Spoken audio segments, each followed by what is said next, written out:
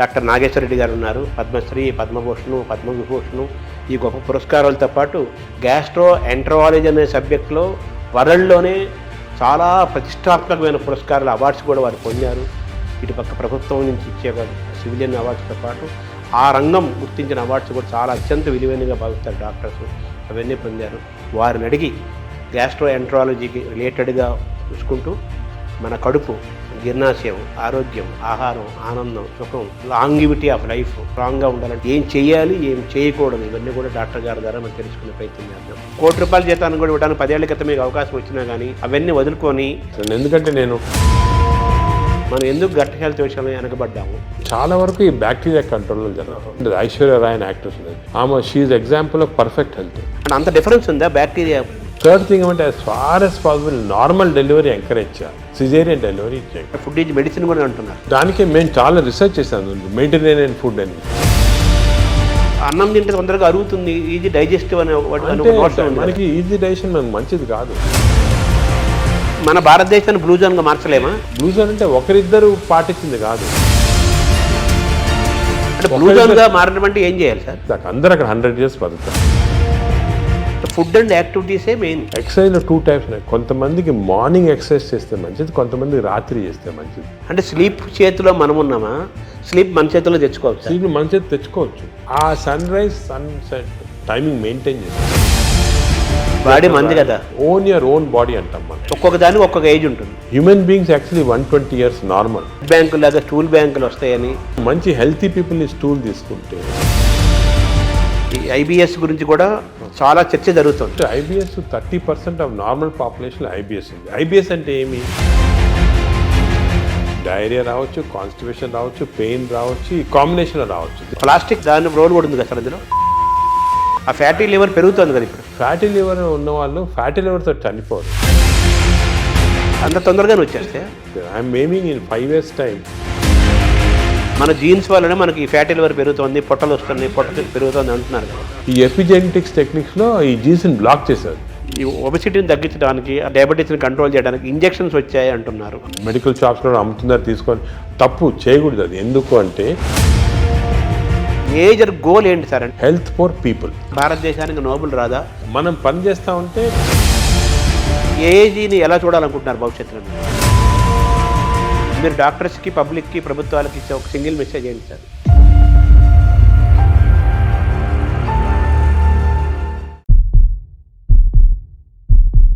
నమస్కారం.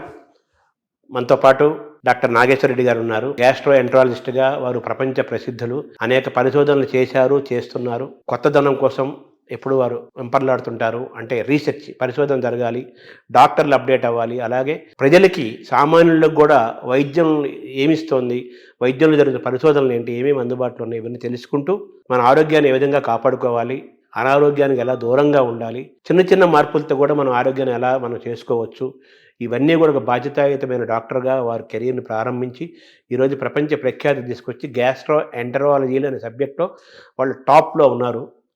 నాగేశ్వర రెడ్డి గారు పద్మశ్రీ, పద్మభూషణ్, పద్మవిభూషణ్ ఈ గొప్ప పురస్కారాలతో పాటు గ్యాస్ట్రో ఎంటరాలజీ అనే సబ్జెక్ట్లో వరల్డ్లోనే చాలా ప్రతిష్టాత్మకమైన పురస్కారాలు, అవార్డ్స్ కూడా వారు పొందారు. ఇటుపక్క ప్రభుత్వం నుంచి ఇచ్చే సివిలియన్ అవార్డ్స్తో పాటు ఆ రంగం గుర్తించిన అవార్డ్స్ కూడా చాలా అత్యంత విలువైనగా భావిస్తారు డాక్టర్స్. అవన్నీ పొందారు. వారిని అడిగి గ్యాస్ట్రో ఎంటరాలజీకి రిలేటెడ్గా చూసుకుంటూ మన కడుపు, జీర్ణాశయం, ఆరోగ్యం, ఆహారం, ఆనందం, సుఖం, అలాగే లాంగివిటీ ఆఫ్ లైఫ్ స్ట్రాంగ్గా ఉండాలంటే ఏం చేయాలి, ఏం చేయాలి, ఏం చేయకూడదు, ఇవన్నీ కూడా డాక్టర్ గారి ద్వారా మనం తెలుసుకునే ప్రయత్నం చేద్దాం. నమస్కారం. నమస్కారం శర్మ గారు. మామూలుగా మీరు ఆ వృత్తికి చాలా గొప్ప విలువని, గౌరవాన్ని తీసుకొచ్చారు. అదే అప్పుచ్చేవాడు, వైద్యుడు అని మామూలుగా మనం చిన్నప్పుడు చదువుకునేవాళ్ళం. సో ఆ వైద్యుడికి అంత స్థానం ఉంది. సరే, నెగిటివ్ పక్కన పెట్టేస్తే మీలాంటి వాళ్ళ వల్ల మళ్ళీ డాక్టర్లు ఇంత సర్వీస్ ఓరియంటెడ్గా ఉంటారు, ఇంత పబ్లిక్ ఇంట్రెస్ట్తో ఉంటారు, ఇన్ని రీసెర్చ్ చేస్తారు. ఆ వైద్యానికి, ఆ రంగానికి, అలాగే ఆ రాష్ట్రానికి, ఆ దేశానికి కూడా గొప్ప పేరు తీసుకొస్తారని మీలాంటి వాళ్ళ వల్ల మళ్ళీ ఆ వృత్తి యొక్క గౌరవాన్ని మీలాంటి వాళ్ళు కాపాడుతున్నారు.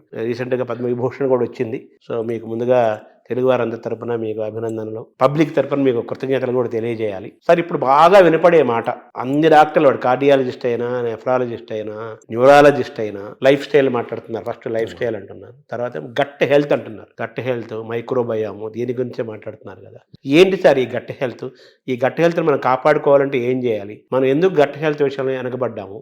గట్ హెల్త్ అనేది మీరు ఈ మధ్యనే వింటున్నారు అన్నమాట టర్మ్, కానీ మా మెడికల్ టర్మినాలజీలో చాలా రోజులుగా ఉంది గట్ హెల్త్ అనేది. దీనికి ఇంపార్టెన్స్ ఎందుకు వచ్చిందంటే, మామూలుగా సాధారణంగా నాన్ డాక్టర్స్ కానీ ఈవెన్ డాక్టర్స్ ఏమనుకునే వాళ్ళు, హార్ట్ ఇంపార్టెంట్ చాలా. హార్ట్ అండ్ కార్డియాలజిస్ట్కి అప్పుడు ప్రతి వాళ్ళు కార్డియాలజిస్ట్ చూపించుకోవటం, హార్ట్ అటాక్ వస్తుంది, స్టెంట్స్ వేసుకోవటం, హార్ట్ సర్జరీ చేసుకోవటం. అదేవిధంగా బ్రెయిన్ ఇంపార్టెంట్. మెదడులో ఏం రాకూడదని దానికి కరెక్ట్గా మందులు తీసుకోవటం, మెదడుకి కొన్ని ఎక్సర్సైజ్ ఉన్నాయి అవి చేయటము. అదేవిధంగా కిడ్నీస్ కూడా చాలా ఇంపార్టెంట్, లివర్ ఇంపార్టెంట్ అని అందరు అనుకునేవాళ్ళు. కానీ ఇప్పుడు మనకి రీసెంట్గా చాలా రీసెర్చ్ జరిగింది. దీంట్లో ఏం తెలిసిందంటే, ఇవి అన్నిటికీ సెంట్రల్ కంట్రోల్ అని ఒకటి ఉంటుంది. సెంట్రల్ కంట్రోల్ బ్రెయిన్లో లేదు, హార్ట్లో లేదు, కానీ సెంట్రల్ కంట్రోల్ మన పేగుల్లో ఉంది. ఎందుకు అంటే, ఇప్పుడు మీరు న్యాచురల్ ఎవల్యూషన్ చేసి చూసారనుకోండి, ఈ ఎవల్యూషన్లో మామూలుగా చిన్న జంతువుల్లో కూడా మ్యాక్సిమం ఇంపార్టెన్స్ పేగులకి ఇచ్చారు. ఎవల్యూషన్ అంటే nature has given that importance. ఎందుకు అంటే, మనం నార్మల్గా ఆహారం తింటాము, ఆహారం నుంచి ఎనర్జీ వస్తుంది. ఈ ఎనర్జీ ప్రతి ఆర్గన్కి డిస్ట్రిబ్యూట్ అవుతుంది. హార్ట్కి ఎనర్జీ అవసరం, బ్రెయిన్కి ఎనర్జీ అవసరం, కిడ్నీ. ఈ ఎనర్జీ అనేది సెంట్రల్ మాట. ఈ ఎనర్జీ ఎందుకు వస్తుంది? మన ఆహారం తిన్న సరిగా డైజెస్ట్ అయితే ఎనర్జీ వస్తుంది. ఈ కాన్సెప్ట్ అనేది ఇప్పుడు మనకి తెలిసిపోయిన తర్వాత అసలు గట్లో ఇంత ఇంపార్టెన్స్ ఎందుకు ఉంది? మనకు గట్ అంటే ఆహార వాహిక, అదేవిధంగా జీర్ణాశయము, అదేవిధంగా చిన్న ప్రేగులు, పెద్ద ప్రేగులు, ఒక సిస్టమ్ ఉంది. ఈ సిస్టమ్ మనం తిన్న ఆహారం లోపలికి వెళ్ళిన తర్వాత, ఆహారం అనేది చాలా కాంప్లెక్స్.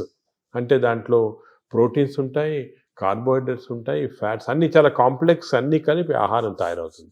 ఈ ఆహారం లోపలికి వెళ్ళిన తర్వాత బాడీ ఏమంటే దీన్ని బ్రేక్ డౌన్ చేస్తుంది. అంటే ప్రోటీన్స్ని అమైనో యాసిడ్స్, అదేవిధంగా ఫ్యాట్స్ని చిన్న ట్రైగ్లిజరైడ్స్ అలాగా, అదేవిధంగా మనం తిన్న కార్బోహైడ్రేట్స్ని గ్లూకోజ్, ఫ్రక్టోజ్, సింపుల్ సబ్స్టెన్సెస్ లాగా, అంటే చాలా ఇంటెలిజెంట్గా మనకున్న ఎంజైమ్స్ బ్రేక్ డౌన్ చేసి ఇవన్నీ కూడా ఆహార లోపలికి మన బ్లడ్ వెజల్స్లోకి అబ్జర్వ్ అయిపోయి న్యూట్రిషన్ అనేది వస్తుంది బాడీ. అంటే ఇట్స్ వెరీ కాంప్లెక్స్ సబ్జెక్ట్. దీని గురించి చాలా వరకు రీసెంట్గానే బాగా క్లియర్గా అర్థమైపోయింది మనకి. ఎందుకంటే సరే ఆహారం తింటాము, ఎనర్జీ వస్తుంది అంటారు కదా, ఇదే కాకుండా ఈ మన హోల్ ఇంటెస్టైనల్ సిస్టమ్స్లో చిన్న న్యూరాన్స్, అంటే మన బ్రెయిన్లో ఉంటాయి న్యూరాన్స్ అంటాం కండి, మన ఇంటెస్టైన్స్లో 100 మిలియన్ న్యూరాన్స్. అంటే మనం అనుకునేది ఇంటెస్టైన్స్ మామూలుగా ఏదో పేగులు డైజెషన్ ఉన్నా, కానీ దాని ఇంటెలిజెన్స్ మాట.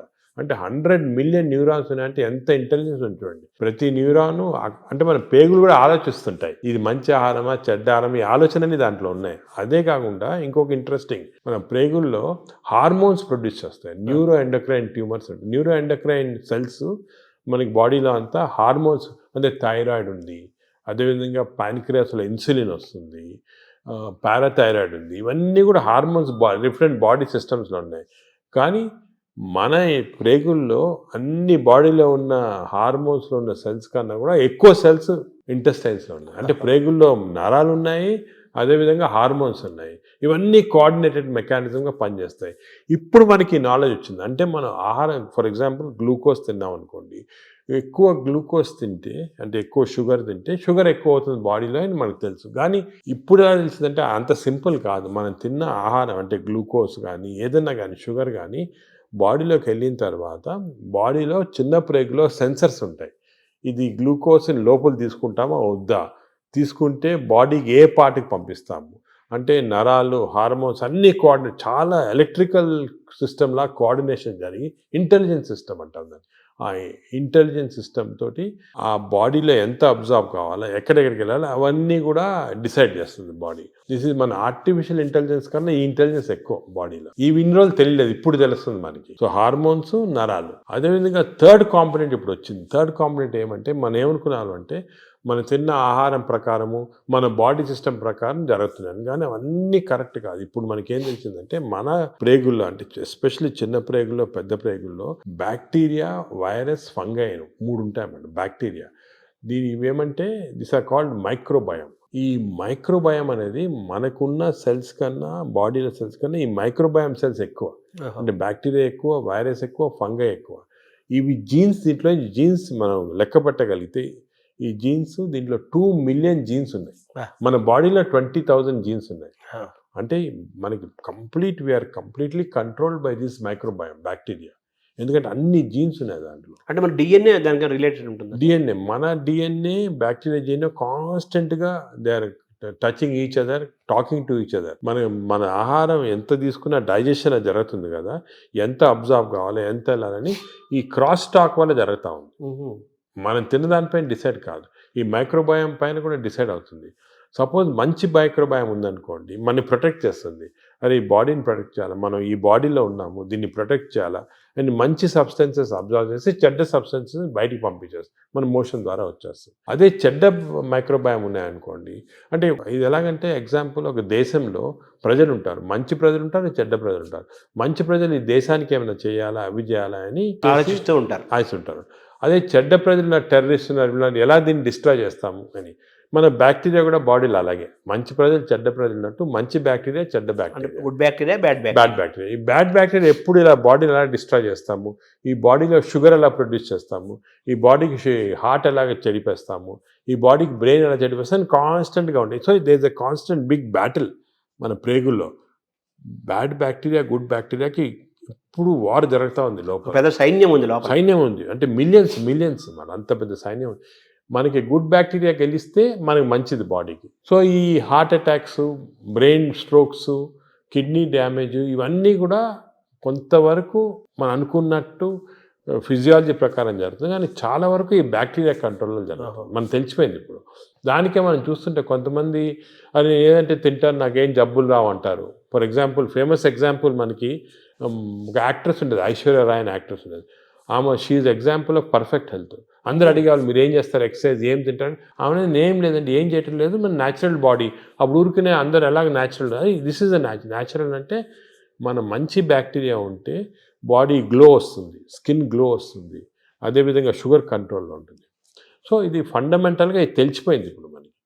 సో మోస్ట్ ఇంపార్టెంట్ ఇప్పుడు ప్రజలు అడిగేది ఏమంటే ఎలాగ how to have good bacteria, how to avoid bad bacteria, ఇది అనేది ఫండమెంటల్ క్వశ్చన్ వచ్చింది మనకి. దీని గురించి చాలా రీసెర్చ్ జరుగుతుంది. ఇంకో ఫండమెంటల్ క్వశ్చన్ మా వాళ్ళు చాలామంది నన్ను అడుగుతుంటారు, అది ఇన్ని సంవత్సరాలుగా మనం చూస్తున్నాం కదా, ఇది ఎందుకు తెలియదు, ఈ నాలెడ్జ్ ఎందుకు లేదు? ఈ బ్యాక్టీరియా గురించి ఇప్పుడే 2-3 సంవత్సరాలుగా మాట్లాడుతున్నారు అందరూ, మీరు కూడా 2-3 సంవత్సరాలుగా ఎందుకు తెలియలేదంటే ఈ బ్యాక్టీరియా అనేది లోపల ఉంటాయి కదా, దీన్ని తీసి కల్చర్ చేసి స్టడీ చేసే టెక్నిక్స్ మన దగ్గర లేవు ఇన్ని రోజులు. గత 3-4 సంవత్సరాలుగా మెటాజీనోమిక్స్ అని కొత్త టెక్నాలజీ వచ్చింది. అంటే ఈ బ్యాక్టీరియా తీసి మనం జీనోమిక్ స్టడీస్ చేసి ఏ బ్యాక్టీరియా ఎన్ని ఉన్నాయి అవన్నీ కూడా జస్ట్ 2-3 ఇయర్స్గానే నాలెడ్జ్ వచ్చింది.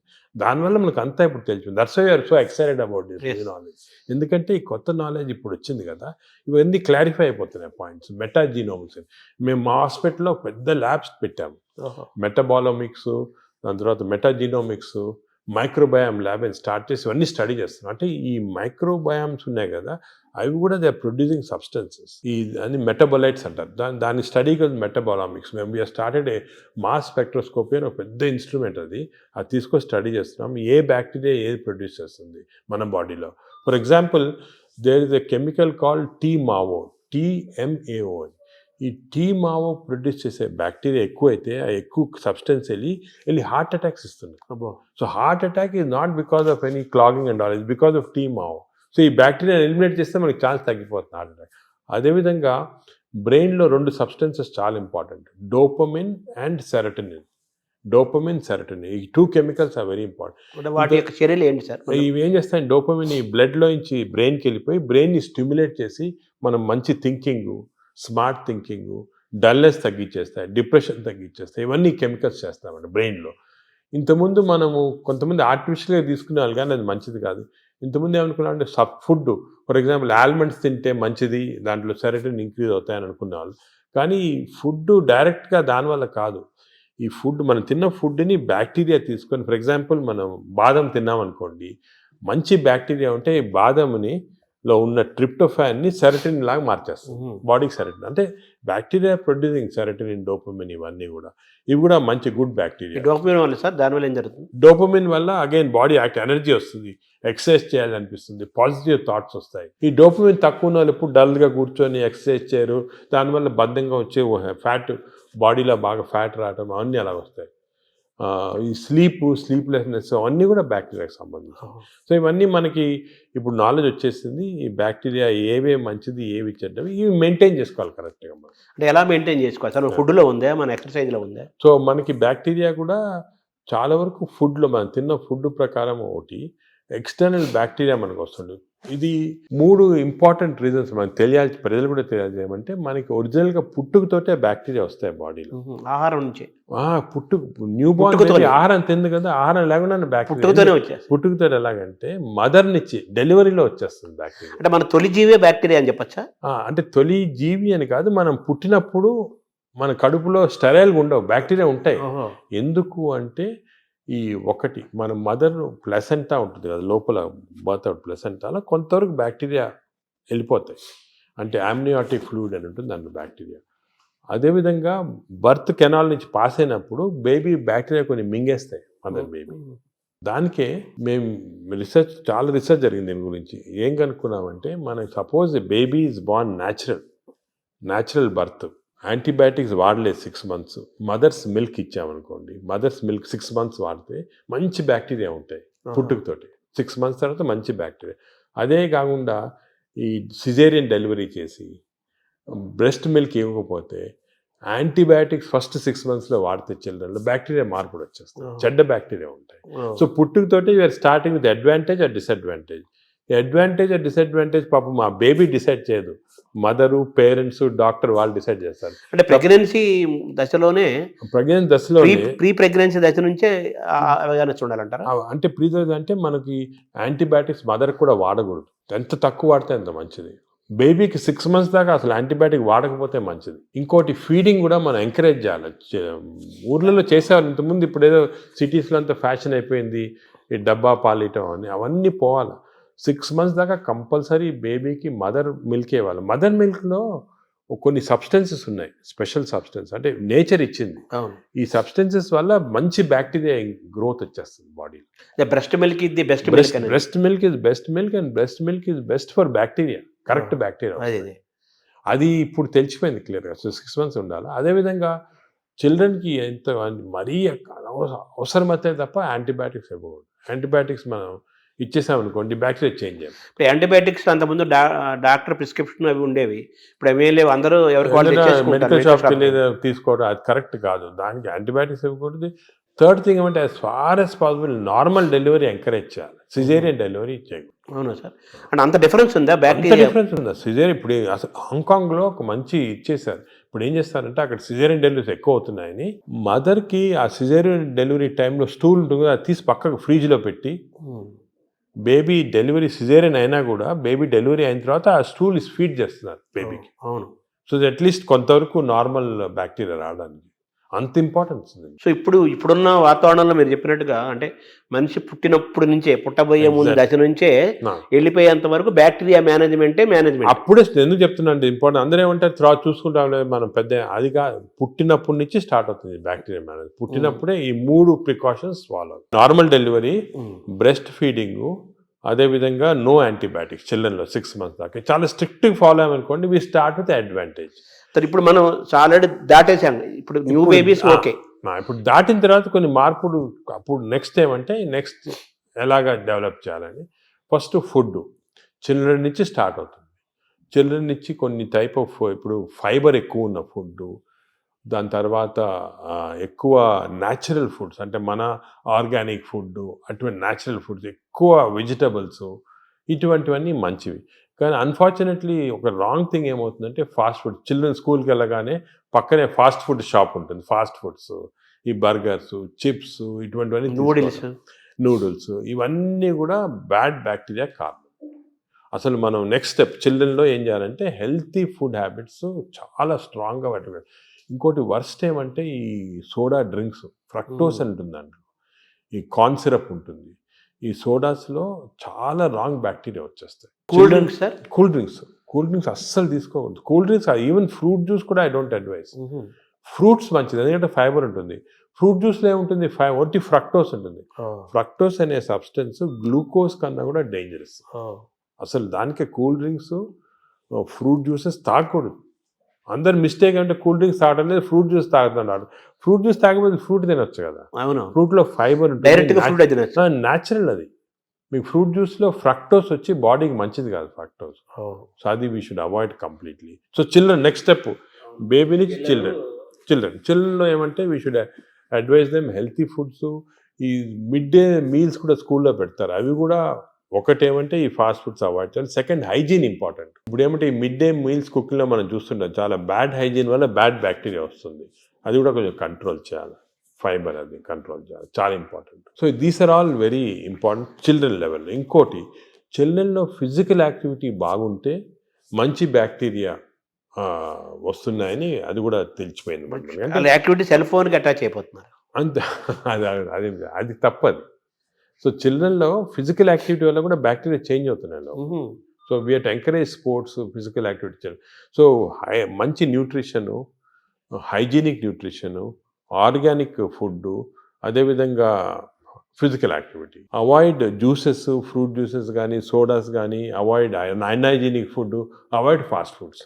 సింపుల్. అంటే చిన్నపిల్లలు, టీనేజర్స్, అడోలసెన్స్, తర్వాత అలా ఏజ్ పెరుగుతూ నెక్స్ట్ ఏజ్ ఇప్పుడు ఏమంటే ఇంకోటి బ్యాక్టీరియా ఏం చూసామంటే, చిన్నప్పుడు మార్పులు చేయటం సులభం, పెద్ద అయిన తర్వాత కష్టం. అంత ఈజీ కాదు, చాలా ఎఫర్ట్ పెట్టాలి పెద్ద అయిన తర్వాత చేంజ్ చేయడానికి. మీరు ఫుడ్ అనేది చాలా ఇంపార్టెంట్, ఫుడ్ ఈజ్ మెడిసిన్ కూడా అంటున్నారు. ఆ ఫుడ్ దానికే మేము చాలా రీసెర్చ్ చేసాము, మెడిటరేనియన్ ఫుడ్ అని.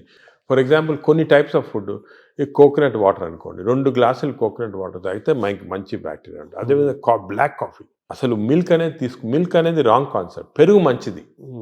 పెరుగు మంచిది కానీ పాలు మంచిది. ప్రోబయోటిక్ అంటారు కదా, పెరుగులో ప్రోబయోటిక్స్ ఉంటాయి. ప్రోబయోటిక్స్ జనరల్, పాలు మంచిది కాదు. ఎందుకంటే మనం వేరే స్పీసీస్ పాలు తాగుతున్నాం. మదర్ మిల్క్ మంచిది బేబీకి. అవును, 6 months అయిన తర్వాత వేరే స్పీసీస్ పాలు మంచిది కాదు. ఎందుకంటే పాలు, ఒక స్పీసీస్లో పాలు is meant only for that species. ఇప్పుడు ఆవు పాలు అనుకోండి, ఆవు పాలు అంటే దూడకు మంచిది, అది గ్రోత్కి మంచిది, చాలా ఎక్స్పోనెన్షియల్ గ్రోత్ అవుతుంది బేబీ. కాఫీ మంచిది కానీ వేరే మనం తాగటం మంచిది. అంటే మన వాళ్ళు ఆయుర్వేదం కూడా మనం సెకండ్ మాట్లాడుకుంటే వాళ్ళు ఏమంటారంటే ఆవు నెయ్యి, ఆవు పాలు, ఆవు ద్వారా వచ్చేదంతా కూడా మనకు మంచిది, బ్రెయిన్. ఆవు పాలు కాదు, ఆవు గీ పర్వాలేదు కానీ ఆవు పాలు మనకి కర్డ్స్ ఫామ్లో, అటువంటి ఫామ్లో మంచిగా. యాక్చువల్ మిల్క్ తీసుకుంటే దట్ ఆవు పాలు మెంట్ ఓన్లీ ఫర్ కాఫ్, అంటే వాళ్ళ పిల్లలకి అంతే. మనం వేరే స్పీసీస్ పాలు దాటం కరెక్ట్ కాదు, అది నేచర్ అగైన్స్ట్. అది అంటే మనుషులు వాళ్ళు తీసుకోవాలి, మనుషులంటే అంతే, exact same species, that is nature. మన నేచర్ కి వ్యతిరేకంగా వెళ్తుంది. ఆవు నెయ్యి మంచిది అంటారు కదా, బ్రెయిన్ మంచిదని కాదు, అంటే కొంతవరకు ఇంతకుముందు నెయ్యి తీసుకోవడం మంచిది కాదు అంటే, ఇప్పుడు కొంతవరకు లిమిటెడ్ క్వాంటిటీస్ లో పర్వాలేదు నేను వచ్చింది, అంతేగాని మంచిదని కాదు, ఎక్కువ తీసుకోవడం మంచిది అలా కాదు. ఇందులో ఈ జర్నీలో అవాయిడ్ వైట్స్ అనేది ఒక పెద్ద ప్రచారం జరుగుతుంది కదా సార్, అది అవాయిడ్ ఏదంటారు?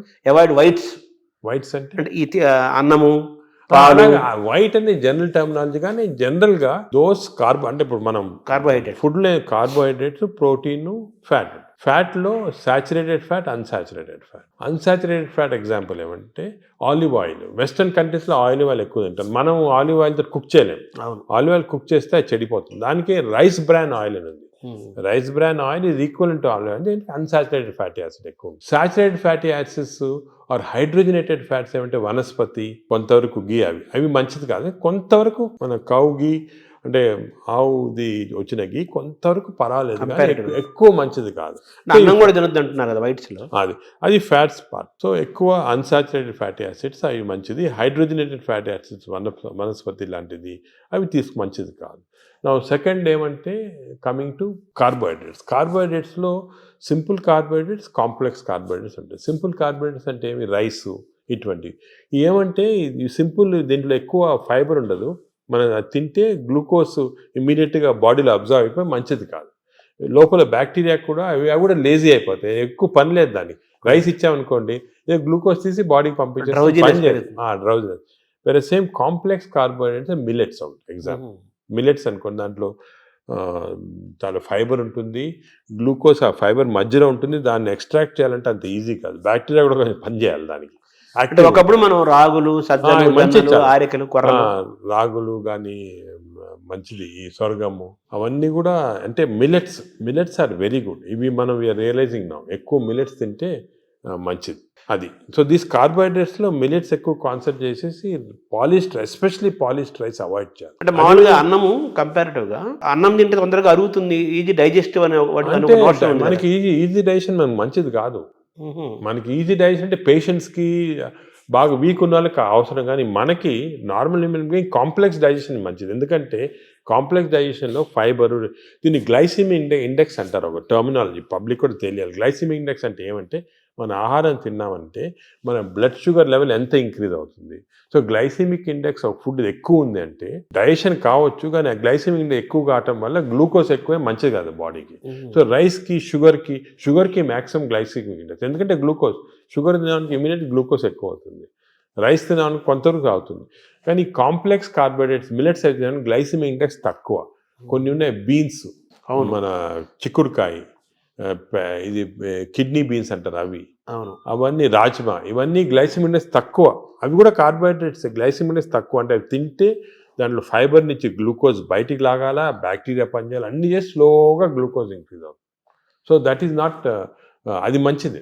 లో గ్లైసిమిక్ ఇండెక్స్ అంటే మంచిది. సో ఇది కార్బోహైడ్రేట్స్. సో అరుగుదల రైస్ తింటే మంచిది అరగటం అనేది మంచిది కాదు, తొందరగా అరగకూడదు, డిలేగా. థర్డ్ ఆస్పెక్ట్ ప్రోటీన్లో మనకి యానిమల్ ప్రోటీన్, వెజిటబుల్ ప్రోటీన్ అంటే ఈ స్ప్రౌట్స్, దాల్స్, ఇవన్నీ వెజిటబుల్ ప్రోటీన్. యానిమల్ ప్రోటీన్లో కొన్ని మంచి ఉంది, చెడు ఉంది. Animal protein high quality protein, for example eggs అనుకోండి, మంచిది యానిమల్ ప్రోటీన్. అదేవిధంగా కొంతవరకు ఫిష్ మంచి ప్రోటీన్, అంటే దాంట్లో ఎక్కువ ఫ్యాట్ లేదు. కానీ ఇప్పుడు రెడ్ మీట్ అనుకోండి, దాంట్లో సాచురేటెడ్ ఫ్యాట్ ఎక్కువ, అది మంచిది కాదు. అసలు రెడ్ మీట్ అనేది తినకూడదు అసలు. ఈ రెడ్ మీట్ వల్ల మనకి బాడీ హార్మ్ కాకుండా ఈ బాడీలో క్యాన్సర్స్ రావటము, కోలన్ క్యాన్సర్స్ వెస్టర్న్ కంట్రీలో చాలా ఎక్కువ పాలిప్స్ రెడ్ మీట్ వల్ల. So red meat complete avoid చేస్తేనే బెటర్. సో ఇవి కొన్ని జనరల్ ప్రిన్సిపల్స్ మాట. దీంట్లో స్పెసిఫిక్గా మేము ఈచ్ పేషెంట్కి అడ్వైస్ చేస్తుంటాం. ఎందుకంటే ఇవి ఇంపార్టెన్స్ ఎందుకు వచ్చింది వాటికంటే, మన ప్రపంచంలో 5 బ్లూ జోన్స్ అని ఉన్నాయి. బ్లూ జోన్స్ అంటారు, బ్లూ జోన్స్. ఈ 5 బ్లూ జోన్స్లో ఫర్ ఎగ్జాంపుల్ సార్డినియా అని ఇటలీలో ఉంది, అదేవిధంగా లైమలోండా అని చిన్న అంటే ఒక్కనవా అని జపాన్లో ఉంది. ఈ 5 బ్లూ జోన్స్లో ఏమంటే people are living for very long period. ఈ బ్లూ జోన్స్, అవి బ్లూ జోన్స్ అంటారు. అంటే కొన్ని వరల్డ్లో 5 బ్లూ జోన్స్లో people are living mainly 100 years దాకా. అందరు అక్కడ 100 years బతుకుతారు. లాంగివిటీ ఒకటి, హెల్తీగా ఉన్నారు అందరు. డయాబెటీస్ తక్కువ, హైపర్ టెన్షన్, హార్ట్ డిసీజ్. ఎందుకు అని చాలామంది దీన్ని రీసెర్చ్ చేసి చూస్తే మెయిన్గా వాళ్ళ 2 diet habits, second physical activity. They are all very active physically. 100 years అయినా కూడా వాడు వాక్స్కి వెళ్తుంటారు, ఇది చేస్తారు, గార్డెనింగ్ చేస్తారు, సైకిల్తో కూడా వెళ్ళిపోతారు. మెంటలీ బాగా యాక్టివ్ ఉంటారు. డయట్ వాళ్ళది మెడిటరేనియన్ డయట్ అని ఎక్కువ తింటారు. ఇది మెడిటరేనియన్ అంటే olive oil, nuts, vegetables, fresh fruits, fish. Food and యాక్టివిటీసే మెయిన్. ఫుడ్ ఇటువంటి ఫుడ్ అంటే మన బాడీకి ఎక్కువ స్ట్రెయిన్ లేకుండా మంచి ఫుడ్. ఇవి మేము యాక్చువల్లీ మా దాంట్లో రీసెర్చ్ చేసి ఇటువంటి ఫుడ్ ఆలివ్ ఆయిల్ మనం తినలేము. Then we are converted it Indo Mediterranean diet. మా వెబ్సైట్లో దొరుకుతుంది, మీకు 400 రెసిపీస్ ఉన్నాయి. అంటే మెడిటరేనియన్ దోశ ఎలా చేయాలా, మెడిటరేనియన్ ఇడ్లీ ఎలా ఉంటుంది, వేరేగా ఉంటుంది మన దాంట్లో. మన ఇడ్లీ అనుకోండి రిఫైన్డ్ కార్బోహైడ్రేట్, అది తింటే గ్లూకోజ్ తక్కువ ఇంక్రీజ్ మంచిదిగా. మెడిటరేనియన్ ఇడ్లీ తింటే అలా కాదు, స్లోగా డైజెస్ట్ అయ్యి బాడీకి మంచిది. సో ఏమంటే అంటే మామూలుగా అందరికి ఉండే నోషన్ ఏంటంటే తొందరగా అరిగేది మంచి ఫుడ్ అని, తర్వాత మన బాడీ చాలా బాగా పనిచేస్తుంది అని ఫీలింగ్ లో ఉంటారు. తప్పు అదే ఐ వాంట్ యూనోటి. అసలు అరుగుదల స్లోగా అరిగేది మంచిది. Body has to work for digestion. బాడీలో స్లోగా గ్లూకోజ్ రావాలా. పేషెంట్స్కే మనకి వి వాంట్ క్విక్ డైజెషన్ ఉంటుంది, మన నార్మల్ పీపుల్కి అది మంచిది కాదు. సార్ ఈ ప్రోటీన్ గురించి మీరు చెప్పారు కదా, ఫిష్, ఎగ్స్ ఇవి చెప్పారు. ఇదంతా వెజిటేరియన్ వాళ్ళకి ఎక్కడ నుంచి? వెజిటేరియన్ వాళ్ళకి ప్రోటీన్స్ చాలా, అసలు వెజిటేరియన్ ప్రోటీన్ మంచి ప్రోటీను, దాల్, స్ప్రౌట్స్, ఆల్ లెంటిల్స్లో ప్రోటీన్స్ ఉంటాయి. బీన్స్, ఇటువంటి దాంట్లో కూడా పెసర మంచిది. ఇప్పుడు దోశ బదులు పెసరట్టు తినండి, మంచిది. మన పెసరట్టు మంచిది చాలా. మీరు ఒక 2 రోజులు దోశలు ఇడ్లీలు ఆపేసి పెసరట్టు తినండి, మంచిది చాలా. పెసరట్టు మన ట్రెడిషనల్గా చూడండి, పెసరట్టు, కోకోనట్ చట్నీ, సాంబారు, అల్లం పచ్చి, ఇవన్నీ మంచి అసలు హెల్తీ. అలా తిన్నాం అనుకోండి మనకి మంచి హెల్త్కి మంచిది. సో ఈ western breakfast toast butter egg అన్న బదులు ఇవి మంచి మాట. అంటే మామూలుగా ఈ ప్రపంచం పెద్దది, ఒక్కొక్క ప్రాంతంలో ఒక రకమైన శీతోష్ణ స్థితిలో, అంటే చలి శీతోష్ణ పరిస్థితుల్లో ఒక్కో ప్రాంతానికి ఒక్కో రకంగా ఉంటాయి, జీన్స్ ఒక్కో రకంగా ఉంటాయి. దీన్ని స్టడీ చేసి కొన్ని వందల వేల సంవత్సరాల క్రితమే ఆయా ప్రాంతాలకి ఈ ఆహారం మన వాళ్ళు డిసైడ్ చేశారు. 100 ఏళ్ల నుంచి మనం అవే ఫాలో అవుతున్నాము కదా. ఇప్పుడు ఇది మారుతుంది. మారడం లేదు. నేను అనేది ఏమంటే మనం ఏ ప్రాంతంలో ఉన్నామంటే ఆ ప్రాంతము భోజనం ఫుడ్స్ అడాప్ట్ చేయడం మంచిది. అవును, మీరు చెప్పాను కదా, ఫర్ ఎగ్జాంపుల్ పెసరట్టు మన దాంట్లో, అలాగా చాలా చిక్కుడుకాయతో చేస్తారు, లాల్తో చేస్తారు, సాంబారు, ఇటువంటివన్నీ హెల్తీ ఫుడ్స్. ఇవి మనము అదే కంటిన్యూ చేయాలి. బట్ ఏమంటే కొత్తగా వెస్టర్నైజ్ ఫుడ్స్, ఇప్పుడు ఇడ్లీ కూడా మనకి వేరే టైప్స్లో చేయొచ్చు. పురాణాలు వేరే మామూలుగా ప్యూర్ ఇడ్లీ వచ్చింది అనుకోండి, కంప్లీట్ డైజెస్టెడ్, అవన్నీ మోడర్న్. ఇది అది ఆవిరికూడు అనేవాళ్ళు, ఆవిరికూడు అనేవాళ్ళము. అలాగే ఇప్పుడు మనము ఆపం తీసుకోండి, ఆపం కూడా బాగా స్టీమ్డ్, అది మంచి ఇది, అది కేరళ వాళ్ళు ఎక్కువ తింటారు, అది తింటారు మన దగ్గర కూడా. సో ఇటువంటివన్నీ ఒరిజినల్ డైట్స్ అని మనం ఫాలో అయ్యి ఈ కొత్త అడిషన్స్ వచ్చాయి చూడండి, అవి మంచిది కాదు. మన ఏ రీజన్లో ఉంటే ఆ ఆహారం తింటాం. కేరళ అనుకోండి, ఆ కేరళ వాళ్ళు తిన్న ఆహారం అది మంచిది, లోకల్గా వాళ్ళకి ఎక్కడ గ్రో అయిన ఆహారం తింటే అది చాలా మంచిది. మన ఈ వెస్టర్నైజ్ డైట్స్ వచ్చి చాలా ఇచ్చేస్తుంది. ఈ వెస్టర్నైజ్ డైట్స్ కూడా మన డైట్స్కి అడాప్ట్ చేసుకోవాలి. అవి తింటే కూడా మనం ప్యూర్ వెస్టర్నైజ్డ్ మెడిటరేనియన్ డైట్ మనం తినలేము.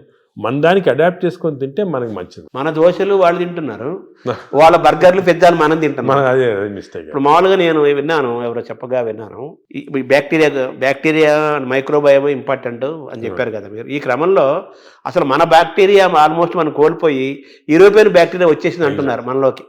అది కరెక్ట్. అంటే స్లోగా ఈ వెస్టర్నైజేషన్ వల్ల మనకి మంచి బ్యాక్టీరియా ఉంది, అది పోయి బ్యాడ్ బ్యాక్టీరియా వచ్చి ఓవర్టేక్ చేస్తూ ఉంది. సో మనం ఇప్పుడు అగైన్ దీని గురించి కూడా మేము చాలా రీసెర్చ్ చేస్తున్నాము. We are studying bacteria in different people in different places. మన కుంభమేళా జరిగింది, దాంట్లో చాలా బ్యాక్టీరియల్ స్టడీస్ చేసాము. అలాగే వీఆర్ డన్ మంచి రిజల్ట్స్ పబ్లిష్ చేస్తున్నాం. ఇప్పుడు నేను ప్రకారం మన బ్యాక్టీరియా, మన న్యాచురల్ బ్యాక్టీరియా, మన దేశంలో ఉన్న బ్యాక్టీరియా, మన ప్రాంతాల్లో ఉన్న మంచి బ్యాక్టీరియా, అవి ప్రిజర్వ్ చేసుకోవాలి. అవి చేయడానికి కొన్ని టెక్నిక్స్, కొన్ని మెథడ్స్ అవి ఉన్నాయి. అవి మేము ఇప్పుడు ఇంకోటి ఏం చేస్తున్నామంటే రీసెర్చ్, ఈ ఎక్స్టెన్సివ్ బ్యాక్టీరియా రీసెర్చ్ చేసిన తర్వాత ఏవి మంచి బ్యాక్టీరియా, ఏ చెడ్డి బ్యాక్టీరియా అని కనుక్కున్న తర్వాత ఈ బ్యాక్టీరియా అనేది మన స్టూల్స్లో ఉంటాయి, కష్టం వేయటం, థెరపీలు ఇవ్వడం. So we are desiccating it and producing what is called crapsules. అంటే ట్యాబ్లెట్స్, మన ఈ మామూలుగా యాంటీబయాటిక్స్ ఇటువంటి ట్యాబ్లెట్స్ బదులు ఈ డెసికేటెడ్ స్టూల్ క్యాప్సూల్సే ట్యాబ్లెట్స్ లాగా ఇస్తున్నాం. భవిష్యత్తు అదే అంటున్నారు, ఫ్యూచర్ అదే దానికి. తర్వాత సార్ మార్నింగ్ మన తెలుగు వాళ్ళం కాబట్టి మన ప్రాంతం మాట్లాడుకున్నాం. ఇప్పుడు మీ టాపిక్ అంతా లోకల్గా ఏ ఆహారం అవైలబుల్గా ఉందో 100 ఏళ్ల నుంచి అది తినండి. లోకల్గా మనం ఎలా ఉన్నామో దాన్ని ఫాలో. సేమ్ ఫిజికల్ యాక్టివిటీ చూసుకోండి, same activity, you don't have to. కానీ ఇప్పుడు ఆ ఆఫీస్లో కూర్చోవడం టైం లేకుండా వేరే అడ్వకేటింగ్, సరే ఎక్సర్సైజ్ 1 అవర్ చేయాలా, ఎక్సర్సైజ్ చేయాలా. ఈ ఎక్సర్సైజ్ కూడా ఇంపార్టెన్స్ ఏమంటే అందరు నేను 1 అవర్ చేస్తున్నా సార్ టైర్డ్ అయిపోతున్నామని అంటుంటారు. ఎక్సర్సైజ్లో 2 టైప్స్ ఉన్నాయి. కొంతమందికి మార్నింగ్ ఎక్సర్సైజ్ చేస్తే మంచిది, కొంతమందికి రాత్రి చేస్తే మంచిది. ఇప్పుడు నేను ఫర్ ఎగ్జాంపుల్ నేను నైట్ చేస్తేనే నాకు ఫ్రెష్గా ఉంటుంది. మార్నింగ్ అది ఎలాగంటే బాడీలో లాక్టేట్స్ అని ఉంటాయి. లాక్టేట్ మెజర్మెంట్ చేసి మనం కనుక్కోవచ్చు. లాక్టేట్స్ ఎక్కువ అయిపోయాయి అనుకోండి, అప్పుడు నైట్ చేస్తే బెటర్. అది మరి ఎక్కువ సంకేతం తెలుస్తుందా? తెలిసిపోతుంది కదా మనకి. ఇప్పుడు బాడీలో ఎక్సర్సైజ్ చేస్తే, అది సింపుల్గా చెప్పాలంటే, సపోజ్ ఎక్సర్సైజ్ చేసామనుకోండి, ఎక్సర్సైజ్ చేసిన తర్వాత మార్నింగ్ ఎక్సర్సైజ్ చేసిన తర్వాత ఫ్రెష్గా ఉండదు, చాలా టైర్డ్ అయిపోయాం అనుకోండి, that means your exercise should be done in the evening.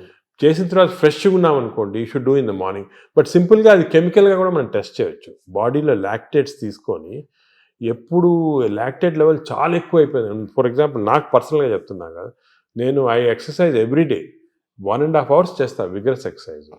కానీ ఆ ఎక్సర్సైజ్ మార్నింగ్ చేశాను అనుకోండి, I feel dull whole day.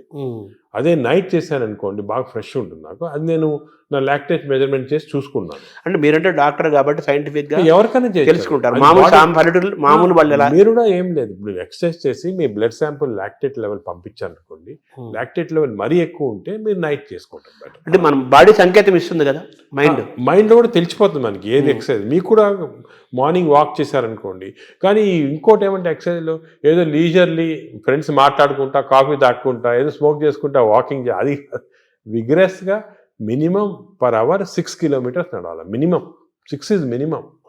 అంటే ఐడియల్ 5 kilometers అంటారు కాదు, 6. అదే సెకండ్. అదేవిధంగా ఈ ఎక్సర్సైజే కాకుండా మజిల్స్ చాలా ఇంపార్టెంట్. మనకి ఏం తెలిసిందంటే మన మెటబాలిజము బాడీ నుంచి మజిల్స్ తెప్పిస్తే మంచిది బాడీకి. సో చిన్న చిన్న మజిల్ ఎక్సర్సైజెస్, హ్యాండ్ ఎక్సర్సైజెస్, ఈ కోర్ ఎక్సర్సైజ్ అంటాం, అంటే బాడీలో ఉన్న అబ్డామిన్ మజిల్స్ కోర్, ఈ కోర్ ఎక్సర్సైజ్ ఇవన్నీ చేసి మన బాడీలో muscle strength plus aerobics. Aerobic strength అంటే అలాగా వీ కెన్ డూ ఈ వాకింగ్, సైక్లింగ్, స్విమ్మింగ్, ఇవన్నీ ఏరోబిక్ ఎక్సర్సైజ్. ఈ రెండు ఈక్వల్ కాంపనెంట్ చేయాలి. మామూలు చాలా మంది ఉట్టి వాక్ చేసి వదిలేస్తారు, అది లీజర్లీ వాక్. రోజు పొద్దున ఒక 2-3 kilometers ఫ్రెండ్స్ వచ్చి బాగా బ్రేక్ఫాస్ట్ తిని హ్యాపీ కరెక్ట్ కాదు, తెలియదు అది. అదొకటి. So we have to do the correct type of exercise. Morning ఎక్సర్సైజా, ఈవినింగ్ ఎక్సర్సైజా, ఎంత ఎక్సర్సైజ్ చేయాలా, ఏ బాడీకి ఎక్సర్సైజ్ చేయాలా, abdomen and central abdomen exercise, hands muscle, ఇవన్నీ కూడా కరెక్ట్గా అడ్వైస్ తీసుకొని చేయటం బెటర్. అంటే మామూలుగా కార్బోహైడ్రేట్స్, ప్రోటీను, మీటు ఇలా పర్ఫెక్ట్ సంపూర్ణమైన ఆహారం ఎలా ఇంపార్టెంటో మన ఎక్సర్సైజ్ ఫార్మేట్ ఎక్సర్సైజ్ ఎప్పుడు చేయాలా, ఏ ఎక్సర్సైజ్, అవి కూడా చాలా అది నెగ్లెక్ట్ చేస్తాం. వాకింగ్, ఏరోబిక్స్ ఇవన్నీ ఎక్సర్సైజ్ కాంబినేషన్ చేయాలి. ఇప్పుడు థర్డ్ కాంపోనెంట్ గట్ హెల్త్కి స్లీప్. స్లీప్ గురించి చాలా మిస్నామర్స్ ఉన్నాయి. అంటే చాలామంది బిజీ వాళ్ళు, ఇప్పుడు నేను కూడా మొట్టమొదట ఇది కూడా మిస్టేక్స్ చేసేవాళ్ళము. టైం లేదని చెప్పి 4 గంటలు పండుకోవటం అలా చేసి కొంతవరకు ఈ బ్యాక్టీరియా చాలా important. They are very sensitive to sleep. Bacteria కూడా పండుకోవాలి కదా, రెస్ట్ ఇవ్వాలి కదా. మనం సపోజ్ మన బాడీ వర్క్ చేస్తుంది, దాని రెస్ట్ అవి ఇరిటేట్ అయిపోయి గుడ్ బ్యాక్టీరియా పోతాయి బాడీలో. అంటే ఎలాగంటే మన ఆర్గనైజేషన్ ఎంప్లాయీస్ ఉంటారు, మన ఎంప్లాయీస్కి రెస్ట్ ఇవ్వకుండా రాత్రి పగలు పని చేయండి అంటే మంచోళ్ళు వెళ్ళిపోయి చెడ్డోళ్ళు మిగులుతారు, మధ్య ఫైట్ వచ్చి. అలాగే బ్యాక్టీరియా కూడా సేమ్ ఒక ఫ్యాక్టరీ లాగా లోపల. Look after sleep. స్లీప్ నార్మల్గా ఇండివిజువల్గా ఒకరికి 8 hours, కొంతమంది 6 hours, అలా డిఫరెంట్ రేంజ్. 6 to 8 hours అంటాము, 7 hours నార్మల్గా యావరేజ్. మరీ ఎక్కువ స్లీప్ 10 hours చేస్తే కూడా లోపల బద్ధకం వచ్చేస్తుంది, బ్యాక్టీరియా కూడా బద్ధకం వస్తుంది. ఎంత ఇవ్వాలి అంత ఇవ్వాలి, 7 to 8 hours. కానీ మోస్ట్ ఇంపార్టెంట్ ఏమంటే మనం మాడిఫై కూడా చేసుకోవచ్చు ఈ స్లీప్. కొన్ని ఎక్సర్సైజెస్ వల్ల 8 hours అవసరం ఉన్న స్లీప్ 4 hours సేమ్ స్ట్రెంగ్త్ రావచ్చు. అదేమంటే రెమ్, నాన్ రెమ్ స్లీప్ అంటారు. రెమ్ స్లీప్ ఇంపార్టెంట్ మనకి, ర్యాపిడ్ ఐ మూమెంట్ స్లీప్ అంటారు, గాఢ నిద్ర అంటారా. రెమ్ స్లీప్ అనేది మన నిద్రలో డ్రీమ్స్ వస్తాయి, అవన్నీ రెమ్ స్లీప్. ఈ రెమ్ స్లీప్ మనం if are able to condense to 4 hours we can get. ఇది కూడా ఒక టెక్నిక్, ట్రైనింగ్, అంటే ఇది ఒక సెపరేట్ సబ్జెక్ట్, చాలా టైం పడుతుంది. స్లీప్ హైజీన్ అంటారు కదా, sleep hygiene, sleep training, sleep technique ఇవన్నీ ఉన్నాయి. ఇవి కరెక్ట్గా మనం చేసుకోవచ్చు. 8 hours 7 hours స్లీప్ని 4 hours చేసుకోవచ్చు. బట్ అది నార్మల్ వాళ్ళు చేయలేరు. మనం దీనికి ఒక టెక్నిక్, ప్రాక్టీస్. ఫర్ ఎగ్జాంపుల్ నేను I mastered it, I can go for 4 hours and get same amount of energy as 8 hours. కానీ మామూలుగా చేయటం చాలా కష్టం unless you practice that sleep hygiene. అంటే స్లీప్ చేతిలో మనం ఉన్నామా, స్లీప్ మన చేతిలో తెచ్చుకోవచ్చు. స్లీప్ మన చేతి తెచ్చుకోవచ్చు. చాలా వరకు నార్మల్ పబ్లిక్ స్లీప్ చేతిలో ఉన్నారు. సో అప్పుడు ఏం చేయాలా, suppose you don't have this technique and to do this, ఎందుకంటే ఇవన్నీ కూడా కొంత ప్రాక్టీస్ అవ్వాలి. లేదంటే మోస్ట్ ఇంపార్టెంట్ ప్రిన్సిపల్ ఏమంటే మీరు స్లీపింగ్ బిట్వీన్ 10 to 4, అంటే 6 hours ఉందనుకోండి, 10 to 4 చేయండి, లేకపోతే 10 to 6 చేయండి. అంటే 10 o'clock అర్లీ స్లీప్ అని. ఎందుకంటే నేచర్ కూడా ఎలాగంటే మనం ఎప్పుడు ఈ లైట్లు గీట్లు లేనప్పుడు సన్ రైజ్ లేసేవాళ్ళము, సన్ సెట్టింగ్ పండుకున్నాము పల్లెటూరు. సో సన్సెట్ నార్మల్గా 7 o'clock 8 o'clock అవుతుంది. So early sleep. Sun rise పొద్దున early morning 5 o'clock 6 o'clock. So ఆ sun rise sunset timing maintain చేస్తే కొంతవరకు న్యాచురల్ స్లీప్ చాలా హెల్తీ స్లీప్. అంటే బ్యాక్టీరియా కూడా చాలా సంతోషపడతాయి. అండ్ ఎవల్యూషన్ ఇది మిలియన్స్ ఆఫ్ ఇయర్స్ ఎప్పుడు వచ్చేది కాదు, కొన్ని మిలియన్స్ ఆఫ్ ఇయర్స్ ఎవల్యూషన్లో ఇలా తయారయ్యాం మనం. ఇప్పుడు ఈ గత 200-300 సంవత్సరాలుగా ఈ ఎలక్ట్రిసిటీ ఇవన్నీ రావడం జరిగింది. కానీ ఓల్డెన్ డేస్లో మనం చేసేది ఆ ప్యాటర్న్ ఫాలో అవుతుంది.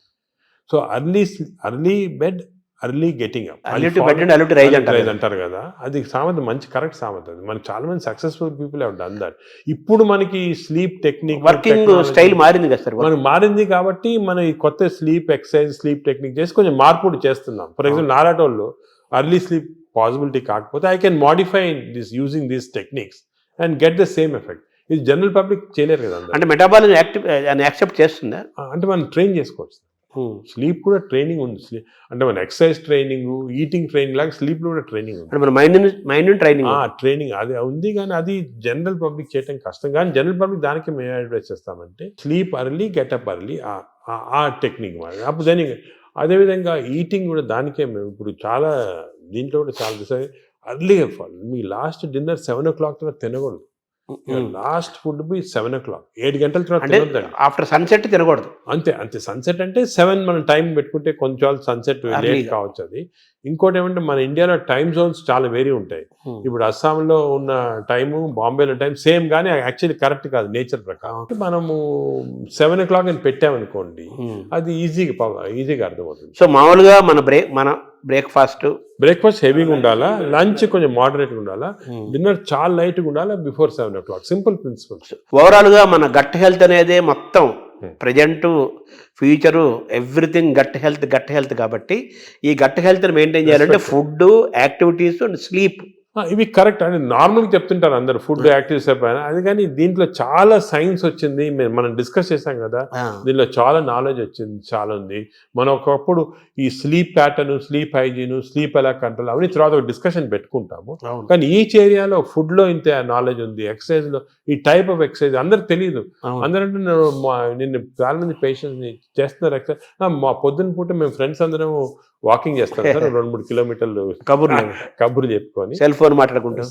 అంటే మాట్లాడుకోవచ్చు, కబుర్లు చెప్పుకోవచ్చు. కానీ బ్రిస్క్ వాక్ 6 km/h అనేది కాన్సెప్ట్. అదే విధంగా మజిల్ బిల్డింగ్, మీకు కోర్ మజిల్స్, అన్ని షోల్డర్ మజిల్స్, ఇవన్నీ కూడా కొంతవరకు బిల్డ్ చేయాలి. అది సబ్ టెక్స్ట్ అంటారు చూడండి, సబ్ టెక్స్ట్ అనేది ఉంది. ఓవరాల్ గా హెడ్డింగ్ అనేది సబ్ టెక్స్ట్. సో పీపుల్ కొంచెము వాళ్ళు అవేర్నెస్ తెచ్చుకొని దీని గురించి ఇంట్రెస్ట్ తీసుకొని దీనికి ఒక మంచి ఓన్ బాడీ అంటాం మనం. మా రీసెంట్గా మన డాక్టర్ మంచి డాక్టర్ సరీన్ గారని ఢిల్లీలో బుక్ రాశారు, ఓన్ బాడీ. అంటే మన బాడీకి వీఆర్ రెస్పాన్సిబుల్, అంతే కదా. వేరే మీ డాక్టర్ బాగా చేస్తారు, లేకపోతే మా హెల్త్ బాడీ మంది కదా, అవన్నీ కరెక్ట్ కాదు. మన బాడీ మనం ఓన్ చేయాలి. ఇప్పుడు మనకి ప్రెషియస్ వస్తువు ఉందనుకోండి ఇంట్లోనే, మనం ఎంత జాగ్రత్త చూసుకుంటాం దాన్ని, మనం బాడీని అంత జాగ్రత్త చూసుకోవటం లేదు. అది ఇన్నర్ ఇంజనీరింగ్ అంటారు కదా, మనలోకి మనం లోపలికి చూసుకుంటూ, మనల్ని గమనించుకుంటూ, మన శరీరాన్ని మనం ఓన్ చేసుకుంటూ, మన హెల్త్ ని మనం డ్రైవ్ చేసి సింపుల్ ప్రిన్సిపల్స్ ఫాలో అయితే అంతే చాలా వరకు మనం బాడీ, మనం లైఫ్ స్పాన్ పెంచుకోవచ్చు హెల్తీగా. అంటే ఇంకోటి, ఇప్పుడు it is not question of life span, ఆ వర్డ్ తీస్తాం మన డిక్షనరీ. హెల్త్ స్పాన్ అంటే మనం ఎన్ని రోజులు బాగా జీవించవచ్చు. నార్మల్గా ఈ యానిమల్స్ అన్ని కూడా ఒక లైఫ్ స్పాన్ అని ఉంటుంది కదా, ఒక్కొక్క ఏజ్ ఉంటుంది. Human beings actually 120 years normal. అవును, బట్ 120 years ఎంతమంది చాలా తక్కువ మంది. ఎందుకంటే ఇవన్నీ ఈ ప్రాబ్లమ్స్ వల్ల మనకి we don't want 120 years life span, ఏదో కర్రలు పట్టుకొని నడవలేక.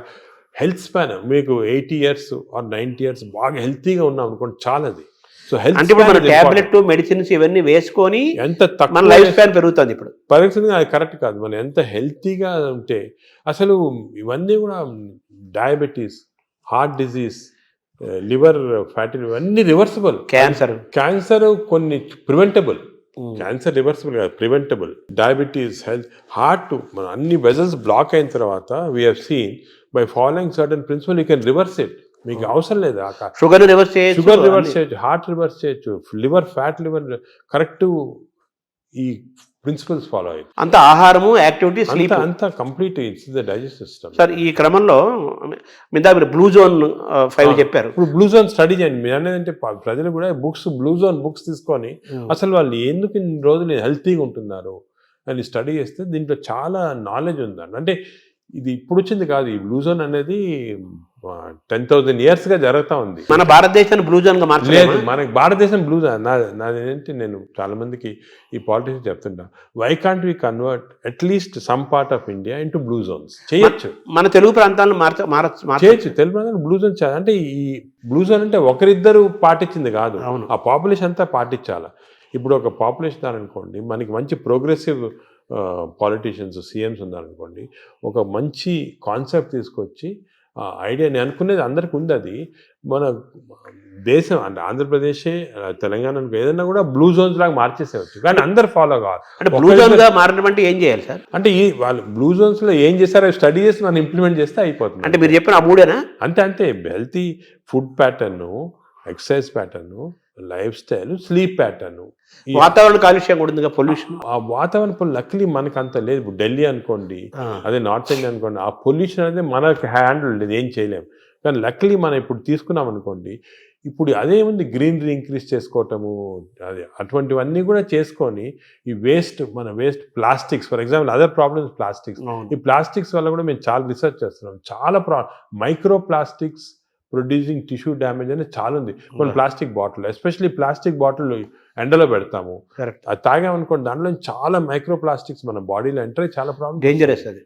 ఇటువంటివి మనం అదే కాకుండా ఇంతకుముందు కాపర్ వెజల్స్, అది కూడా మంచిది కాదు. What is the good vessels to cook, what is the vessels to, అవన్నీ కూడా కొన్ని న్యాచురల్ ప్రిన్సిపల్స్ ఫాలో అయితే. సరే, మీరు పద్మవిభూషణ్ తీసుకోవడానికి వెళ్ళినప్పుడు ఎలాగో ప్రెసిడెంట్ ఉంటారు, ప్రధానమంత్రి, కొంచెం ఒక సెకండ్ హ్యాండ్ ఇంటరాక్ట్ అయ్యే అవకాశం ఉన్న టైంలో మన భారతదేశాన్ని బ్లూ జోన్గా మార్చాలని అనుకుంటున్నాను, ఆయన ఇంటరాక్ట్ అయ్యే అవకాశం ఉంది అంటే మనకి టైం అని దొరకలేదు. ఇవన్నీ కూడా డిస్కషన్స్ చాలా 1 hour 2 hours కూర్చొని డిస్కస్ చేసి, నేను పాలిటీషియన్స్ కూడా మన అందరూ ఇంట్రెస్టెడ్ ఉన్నారు, కానీ టైం దొరకాల కాన్సెప్ట్. ఇంకోటి, this should be done by ప్రజలు కూడా డ్రైవ్ చేయాలి, ప్రజలకి అవేర్నెస్ రావాలి, అవేర్నెస్ వచ్చి మనం ఇటువంటి పాలిటీషియన్ ఎలక్ట్ చేసుకోవాలా. ఈ ఇంట్రెస్ట్ ఉన్న వాళ్ళకి, పాలిటీషియన్స్ ఇంట్రెస్టెడ్ ఇన్ హెల్త్, అదేవిధంగా న్యాచురల్ హెల్త్, ఆర్గానిక్ ఫుడ్, అటువంటి వాళ్ళని ఎక్కువ మనం సపోర్ట్ చేసాం అనుకోండి, ప్రజలు కూడా. అంటే ప్రజలు, ప్రభుత్వాలు, డాక్టర్స్ అందరూ కలిసి ప్రయాణం చేయాలి. ఇట్స్ ఏ కంబైన్డ్ పీపీపీ అంటారు, మోడ్ అంటారు చూడండి, పబ్లిక్ ప్రైవేట్, ఆ మోడ్లో రావాలి అందరు వచ్చి. ఎందుకంటే అల్టిమేట్లీ మనకి లైఫ్లో ఇంపార్టెన్స్ హెల్త్, అంతే కదా. అదేవిధంగా మనకి హ్యాపీనెస్ అవన్నీ ఉండాలంటే health is the most important. Ultimately health is the bottom line. అంతే, ఎంత రిచ్ ఉండి, ఎంత ఇండస్ట్రియలైజ్ అయ్యి, ఎంత సిటీ, ఎంత పెద్ద పెద్ద సిటీస్ డెవలప్ అయినా కూడా హెల్త్ లేకపోతే అంతే కదా. చాలా మంది కోటీశ్వరులను చూస్తున్నాము, పెద్ద పెద్ద పదవుల్లో ఉంటారు, వాళ్ళు తినలేరు, తాగలేరు, నిద్రపోలేరు, ఎంజాయ్ చేయలేరు. I'm seeing so many rich patients, చాలా పెద్ద పొజిషన్ లో ఉన్నారు, చాలా వాళ్ళ ఫీల్డ్స్ లో చాలా ఫేమస్. సింపుల్ హెల్త్ ఫాలో కాకుండా they have damage their body. వాళ్ళు ఇప్పుడు ఫీల్ అవుతుంటారు, ఈ నాలెడ్జ్ మనకి ఉండుంటే 10 సంవత్సరాల క్రితం ఇలా ఉండేది కాదు. కానీ ఇప్పుడు నాలెడ్జ్ ఇస్ దేర్ కాబట్టి, మీరు ప్రెస్ కానీ, ఎలక్ట్రానిక్ మీడియా కానీ, డిజిటల్ మీడియా కానీ, పొలిటికల్గా కానీ, అందరం కలిసి, మా డాక్టర్స్ అందరం కలిసి, this knowledge we have to give to general public. This knowledge is gold. This time వాళ్ళు కూడా, నేను అనేది అంటే, మనం ఈ ఒక్క సెషన్లో గంట సేపులో అన్ని చెప్పలేము. వాళ్ళు కూడా they should go in to the depth and read books about it, read papers about it, social మీడియాకి వెళ్ళి కరెక్ట్. అంటే మీరు చెప్పినట్టు ఏదేదో అన్నీ వస్తుంటాయి సోషల్ మీడియా, అలా ఫాలో కాకుండా కరెక్ట్గా people have done research, scientist ఉన్నారు దీంట్లో, డాక్టర్స్ ఉన్నారు రెప్యూటెడ్, ఇటువంటి వాళ్ళ దగ్గర నుంచి ఇన్ఫర్మేషన్ తీసుకొని జనరల్ పబ్లిక్ కానీ, జనరల్గా ఇది మనము ప్యాటర్న్స్ అడాప్ట్ చేస్తే డెఫినెట్గా overall health of the country. Sir, ఇందాక మీరు మాట్లాడుతూ స్టూల్ గురించి మాట్లాడారు సార్. భవిష్యత్ అంతా స్టూల్ టెస్టులు జరుగుతాయని, బ్లడ్ బ్యాంకు లాగా స్టూల్ బ్యాంకులు వస్తాయని. మంచి హెల్తీ పీపుల్ని స్టూల్ తీసుకుంటే that stool is different from unhealthy person. ఇప్పుడు ఇంతకుముందు నోబెల్ ప్రైజ్ విన్నర్స్కి బ్రెయిన్ స్టడీ చేస్తారు, ఎందుకు వచ్చింది నోబెల్, ఇప్పుడు స్టూల్ స్టడీ చేస్తున్నారు, తన స్టూల్లో ఏముంది ఇంత ఇంటెలిజెంట్ అయ్యారని. సో మనం ఇవన్నీ బ్యాంకింగ్ చేయొచ్చు, స్టూల్స్ చేసి. నేను చెప్పా కదా, ఒక స్టూల్ పౌడర్ లాగా చేసి డెసికేటెడ్ స్టూల్ ని మనం క్యాప్సూల్స్ లాగా ఇవ్వచ్చు.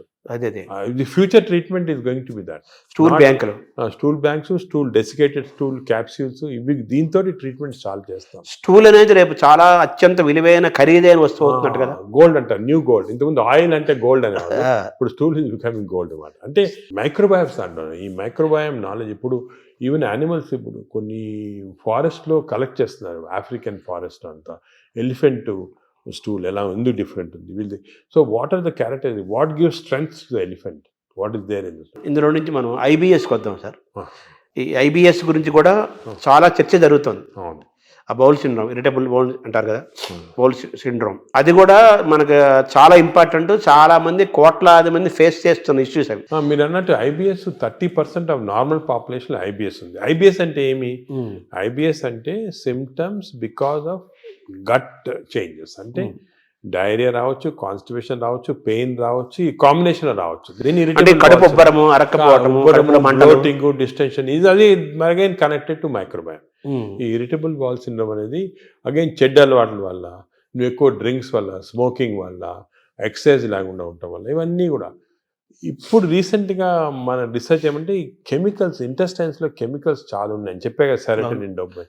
ఈ కెమికల్ ఇంబ్యాలెన్స్ వల్ల ఇంటెస్టైన్లో కూడా ఐబిఎస్ వస్తుంది. ప్లాస్టిక్ దాని రోల్ కూడా ఉంది కదా సార్ ఇందులో. ప్లాస్టిక్స్ చాలా పెద్ద రోల్ ఉంది. Microplastics are very danger. ఇది కూడా మనం government has to take very serious.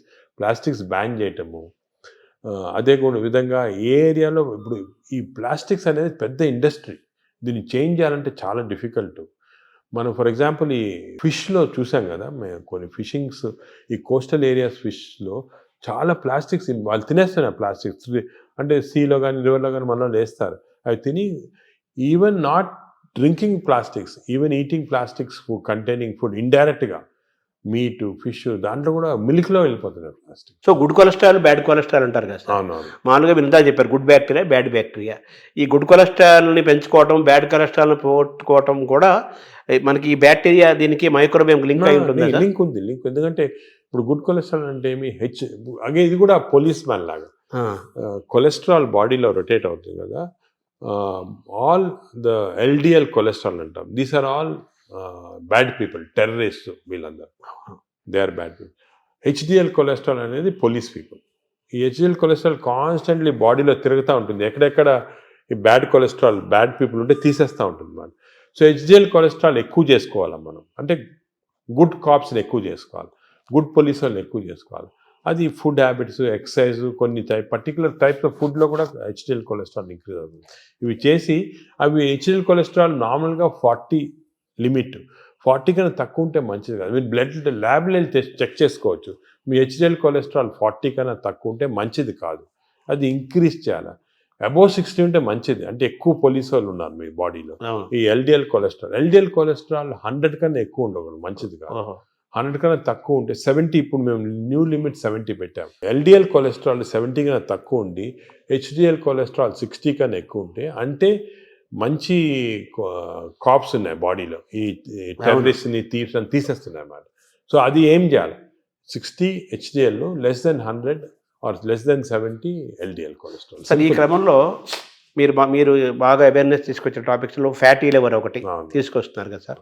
ఆ ఫ్యాటీ లివర్ పెరుగుతుంది కదా ఇప్పుడు చాలా. ఇది ఎపిడమిక్ అండి ఫ్యాటీ లివర్. నేను I'm very worried about it. ఎందుకంటే మేము స్టడీ చేస్తున్నాం పాపులేషన్స్ 30-40%లో మన ఇండియాలో ఈ ఫ్యాటీ లివర్ ఇండియాలో ఎందుకు ఎక్కువ ఉన్నాయంటే మన జీన్స్లో కొన్ని ఫాల్ట్ ఉంది. ఇండియన్ జీన్స్, మిడిల్ ఈస్టర్న్ జీన్స్లో కొంచెం ఫాల్ట్ వల్ల ఫ్యాటీ లివర్ ఈజీగా వస్తుంది. పొట్టలు వస్తుంటాయి. స్కాన్ చేసుకుంటే ఫ్యాటీ లివర్ కనపడుతుంది. ఈ లివర్ కూడా గట్ తర్వాత second most important organ is liver. ఈ liver is controlling heart. Fatty liver ఉన్న వాళ్ళు ఫ్యాటీ లివర్తో చనిపోరు. ఫ్యాటీ లివర్ ఉన్న వాళ్ళు హార్ట్ డిజీజ్తో చనిపోతారు, బ్రెయిన్ డిజీజ్ అంటారు. ఈ ఫ్యాటీ లివర్ కరెక్ట్ చేస్తే వాళ్ళు హార్ట్ కరెక్ట్ పోయి బ్రెయిన్ కరెక్ట్. ఫ్యాటీ లివర్ ఎలా కరెక్ట్ చేసుకోవాలి? ఫ్యాటీ లివర్ కూడా అగైన్ ఈ అన్ని ఎక్సర్సైజెస్ ఇవన్నీ కాకుండా మనకి కొత్త టెక్నాలజీ, కొత్త మెడికేషన్స్ అన్నీ వస్తున్నాయి ఫ్యాటీ లివర్ కరెక్షన్కి. ఫ్యాటీ లివర్కి మైక్రోబయామ్కి చాలా సంబంధం ఉంది. ఫ్యాటీ లివర్కి ఇంటెస్టైన్స్కి చాలా సంబంధం ఉంది.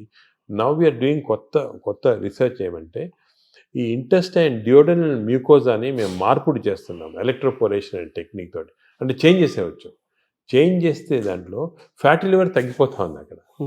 అంటే ఫ్యాటీ లివర్ నేను చేయటం లేదు, చిన్న ప్రేగులను డియోడనంలో ఎలక్ట్రోపోరేషన్ చేసి ఆ మ్యూకోజాని చేంజ్ చేస్తే ఫ్యాటీ లివర్ నార్మల్ అయిపోతాం. ఇంకా కొంచెం చాలా రీసెర్చ్ జరుగుతుంది. అది విచిత్రం. We are going to come with a new device with which we can change the duodenal mucosa. దీన్ని డియోడినల్ మ్యూకోజల్ రీసర్ఫేసింగ్ అంటారు. అది చేస్తే లివర్లో ఫ్యాట్ పోతాం. తర్వాత ఇప్పుడు ఈ క్యాన్సర్ పెరుగుతోంది, దాని మీద కూడా మీరు రీసెర్చ్ చేస్తున్నారు. అలాగే షుగర్ను కూడా మనం రివర్స్ చేయొచ్చు అని కూడా దాని రీసెర్చ్ చేస్తున్నారు. వేరే సబ్జెక్ట్ లేదు, వేరే దాని. ఇప్పుడు మనం చేస్తున్న ప్రధానమైన రీసెర్చ్ ఏంటి సార్ ప్రస్తుతం? అంటే ఇవన్నీ ఏరియాలో మేము మామూలుగా మెటబాలిక్ హెల్త్ పైన చేస్తున్నాం ఎక్కువ. మెటబాలిక్ హెల్త్ అంటే ఇవన్నీ fatty liver, obesity, diabetes, heart disease, sugar, BP, ఇవన్నీ కూడా కొలెస్ట్రాల్ అన్నీ మెటబాలిక్ హెల్త్ కింద వస్తుంది. దీనిపైన చాలా రీసెర్చ్. అంటే నేను చెప్పినట్టు ఒక రోజు మాట్లాడుకోవచ్చు మన రీసెర్చ్ గురించి. మేమేం చేస్తున్నాం అంటే మా యానిమల్ ల్యాబ్, మా దగ్గర పెద్ద యానిమల్ ల్యాబ్ ఉంది. యానిమల్ ల్యాబ్లో రీసెర్చ్ చేసి హౌ టు ట్రాన్స్లేషనల్ రీసెర్చ్ అంటారు. We have India's largest translational research centre.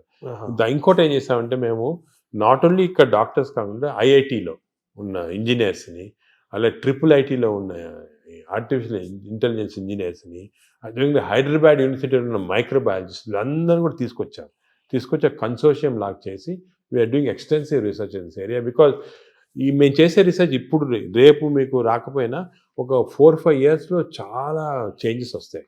4-5 years అంత తొందరగా వచ్చేస్తే I'm aiming in 5 years time we should change this whole concept in metabolic health. ఈ రీసెర్చ్ వల్ల మన దేశంలోనే కొత్త ప్రోడక్ట్స్, కొత్త టెక్నిక్స్, కొత్త టెక్నాలజీ, కొత్త హెల్త్ సబ్స్టెన్సెస్, మేము చెప్పాం కదా డెసికేటెడ్ స్టూల్ క్రాప్స్, ఇటువంటివన్నీ కూడా తీసుకొచ్చేస్తాం.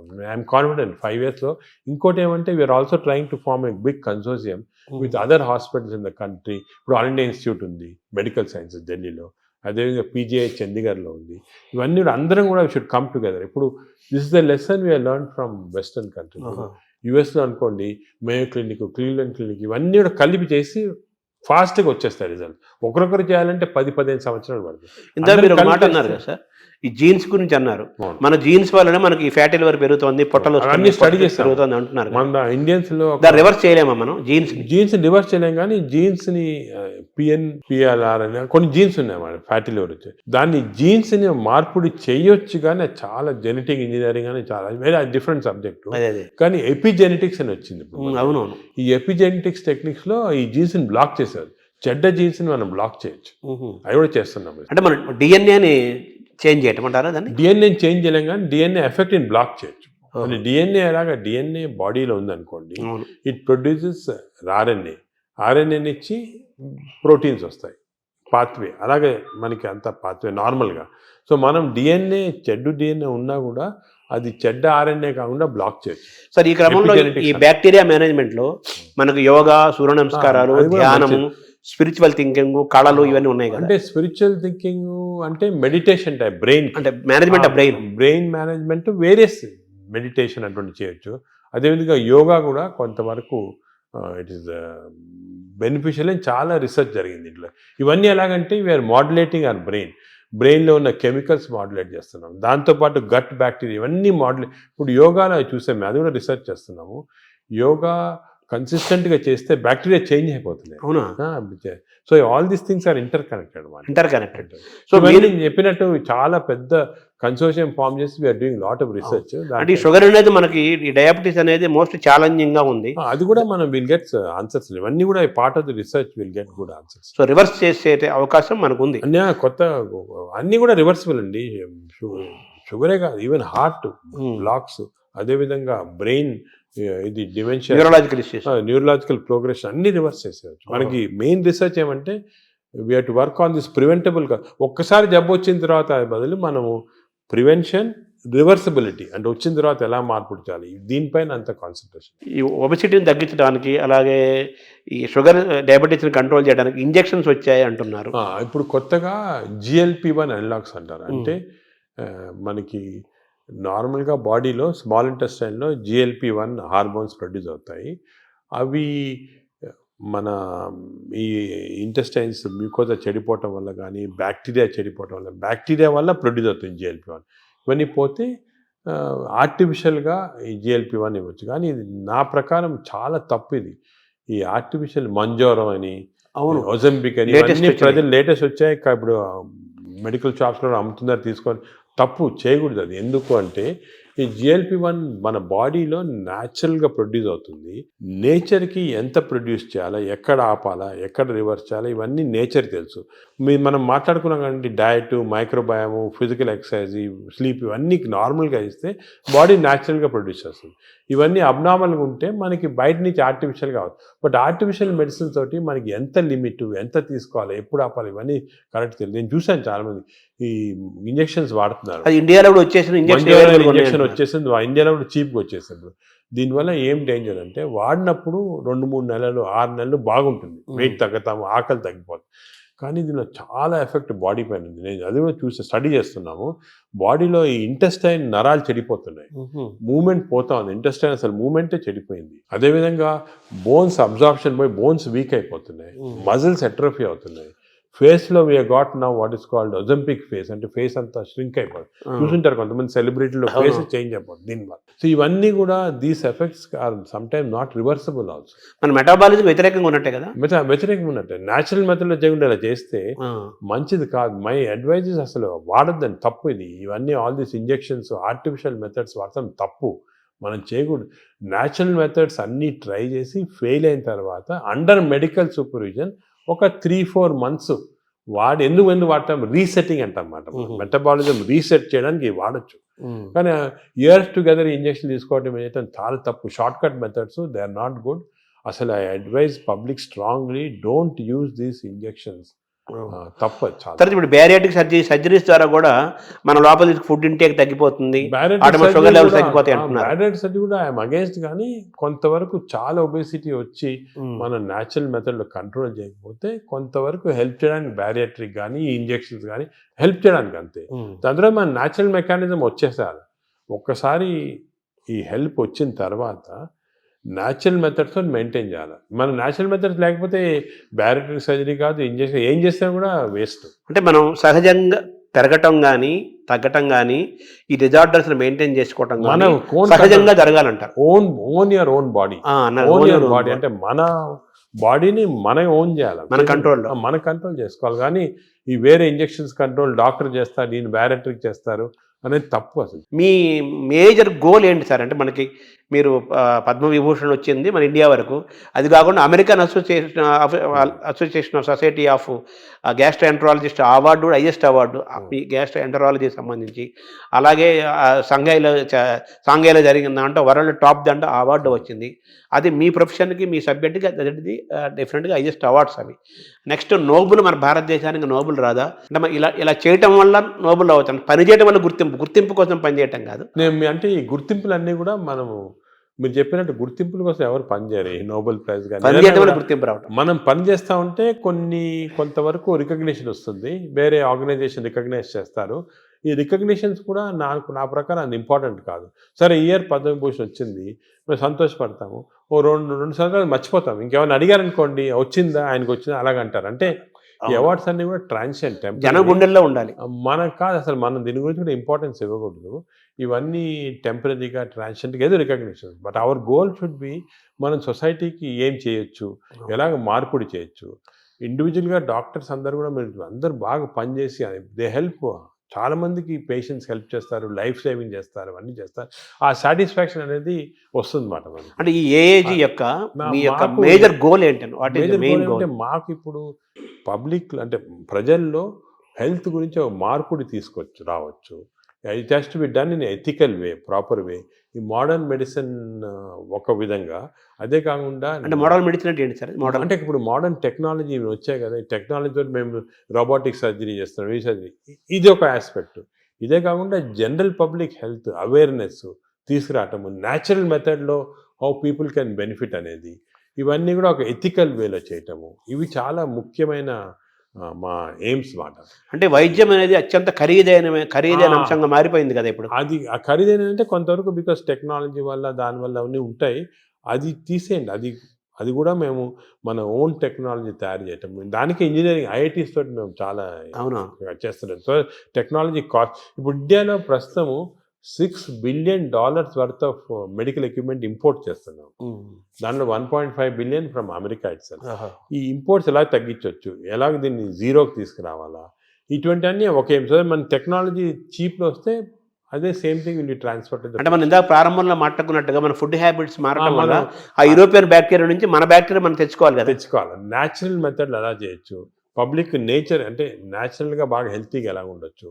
సో వెస్టర్న్ డిజీజెస్, వెస్టర్న్ ఇవి ఎలా ఇవన్నీ కూడా కాంప్రహెన్సివ్ హెల్త్ ఫర్ పీపుల్ అనేది మా ఎయిమ్. అంటే ఒక సింపుల్ సెంటెన్స్ చెప్పండి, హెల్త్ ఫర్ పీపుల్. ఇప్పుడు గ్యాస్ట్రోఎంటరాలజీ అనే సబ్జెక్ట్లో హాంకాంగ్ నెంబర్ 1 గా ఉందా? గ్యాస్ట్రోఎంటరాలజీలో Hong Kong Prince of Wales Hospital number 1 institute.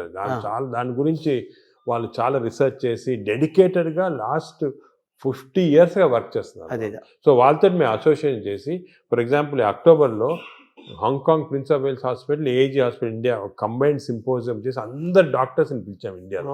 So వాళ్ళు కూడా దే కెన్ లెర్న్ అక్కడ ఏం చేస్తున్నారు, మనం ఏం చేయొచ్చు, మనం అంటే ఇవన్నీ కూడా. ఇంకోటి ఏమంటే మెడిసిన్ ఇంపార్టెంట్, కాన్స్టెంట్గా వేరే వాళ్ళ చేత నేర్చుకోవాలి.